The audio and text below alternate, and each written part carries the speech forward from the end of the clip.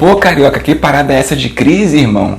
Brother, você vai ficar chateadão comigo. Eu sei disso, mas tenho que te contar. Sempre irão ocorrer crises econômicas. Isso é um fenômeno natural do sistema que a gente vive. Você queira, você não.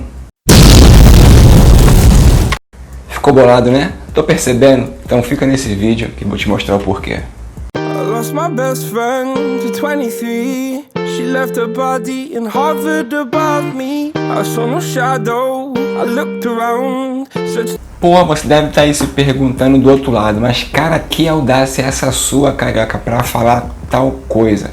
Mano, porque é verdade, as crises econômicas sempre vão acontecer, tá certo? Isso é um fato, você gostando ou não, independente do motivo da crise. Antes disso, faça a inscrição aí no canal Brother das Finanças e deixa aí já o seu joinha para fortalecer bastante aqui o nosso trabalho. Sou o professor Carioca e é nóis. Se liga só numa coisa, cara, a gente vive num sistema capitalista. Mesmo que você não perceba, você vai falar, pô, já sei disso, beleza. Só que é o seguinte, a gente vive muito no automático e não percebe que o cerne do sistema capitalista é o consumismo. Só que qual é o problema com isso? A gente vive numa sociedade em que os recursos são finitos, você já sabia disso, e que também as necessidades do ser humano são infinitas. Aqui há um descasamento. É por isso que a economia estuda qual é a melhor locação. É por isso que há pobres e é por isso que há ricos. Está me entendendo? Então, o que mede aí no caso o consumismo é através da atividade econômica, tá certo? Porque a economia ela é cíclica. O que quero dizer com isso? Há uma combinação de fases de expansão e há uma combinação de fases de retração. Então a economia tem uma parte aí que ela vai subindo e tem uma hora que é a parte que ela vai caindo, certo? Então por isso que as crises econômicas elas acabam acontecendo. E tipo, ninguém faz a gente refletir sobre essas coisas, ninguém conta pra gente que isso é tão óbvio, por exemplo. A gente sabe, mas isso não é tão óbvio, a gente não consegue internalizar isso, tá certo? Então as crises econômicas são naturais, são fenômenos desse descasamento de atividades econômicas. E qual é o problema disso? O mundo está cada vez mais interligado, então quando acontece um problema lá, acaba afetando aqui muito mais rapidamente. Qual é o outro problema das crises econômicas? É muito mais fácil de você entrar nela, mas para sair leva-se cada vez mais anos. Então, se você fizer um acompanhamento histórico, você vai ver que para entrar foi um tibum, mas para sair são várias braçadas na piscina. Então, como analogia que nós temos de natural como ser humano, são as crises de identidade, as crises existenciais, as crises dos 40 anos, dos 50 anos, e assim vai. São várias crises que a gente passa naturalmente, que é justamente desse descasamento de percepção de quem a gente é, porque a gente está se descobrindo. A mesma coisa acontece, logicamente por outros motivos, com as crises econômicas. Carioca, como é que as crises geralmente acontecem? Brother, muito simples. Geralmente é a queda da atividade econômica, tá certo? Da produção. E aí pode ser por diversos itens. O que você imaginar nesse momento, provavelmente consta nessa lista. Tranquilo? Com isso, há também a queda da demanda por consumo, tá bom? Isso leva aí à diminuição da taxa de lucro das empresas, né? Porque se eu não tenho demanda, não tenho por que produzir. Só que com isso, a minha taxa de lucro vai caindo. Quando ela cai consecutivamente, várias vezes e por um período aí que vai se estendendo, as empresas começam a precisar cortar gastos. E aí começa por onde? Geralmente, demissões. Então, as empresas demitem porque precisam cortar gastos. Aí com isso aumenta a taxa de desemprego. Com isso também cai a renda, né? Porque não tem mais demanda, não tem produção, aumento do desemprego, mais pessoas fora do trabalho, não estão produzindo, não tem renda, não vão consumir, não tendo consumo, não tem investimento para produzir. E aí, irmão, entra no BO que vai se replicando, se intensificando, ainda mais no momento que nós vivemos em que todas as atividades econômicas estão praticamente interligadas aí pela globalização, o que leva às crises econômicas. Apesar de terem vários empresários que preferem a não intervenção do governo no mercado, oferta e demanda, Parece que o sujeito, cara, é o único que consegue ter mecanismos e ferramentas de intervenção para corrigir as falhas de mercado, ou seja, para rebalancear oferta e demanda.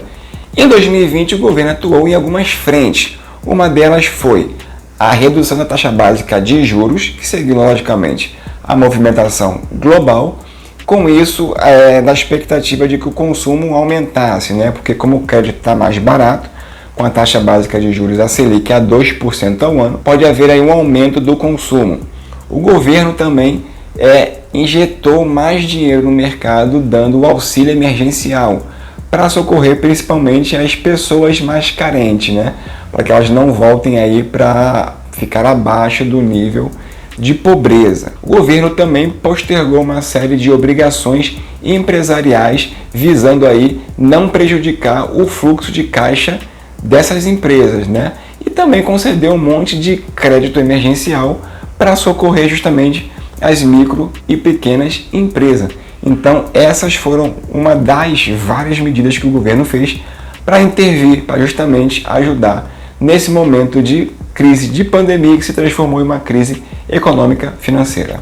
Existe uma diferença enorme entre recessão e depressão. Recessão é uma crise mais curta, né? Um período pequenininho. É medida através do PIB, Produto Interno Bruto, quando ele cai 2 trimestres consecutivos. Já uma depressão é a parada mais perigosa, né? Mais longa aí, dura entre 3 a 4 anos e faz uma devastação, cara, de tudo, literalmente. O Brasil para você tá em qual situação, brother? Conta aí pra mim. E tem gente que acha que as crises econômicas surgem como feijões mágicos, né? Não é bem assim, não é um cisne negro. E para esse tema você pode pesquisar sobre Nassim Taleb, um economista que fala muito bem sobre isso. Uma das métricas para se medir se há ou não uma crise econômica é através do PIB, tá certo? Então ele pode ser visto aí como a ótica da oferta ou como a ótica da demanda. Quando você olha a oferta, você está vendo a produção de bens da agropecuária e de serviço, tá bom?